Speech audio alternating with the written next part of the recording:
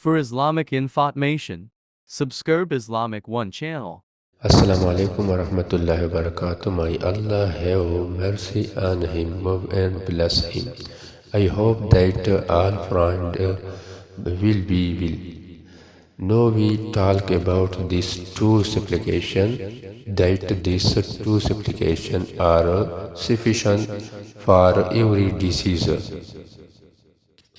The first of all, first supplication, Allahumma rabban nasi azhib ba'sa ishfihi wa anta shafi la shifa'a illa shifa'uka shifa'an la yughadiru sakma. Allahumma rabban nasi azhib ba'sa ishfihi wa anta shafi la shifa'a illa shifa'uka shifa'an la yughadiru sakma.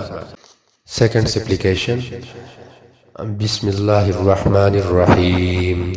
Alhamdulillahi Rabbil Alameen. Ar-Rahmanir Rahim. Malik Yawmiddin.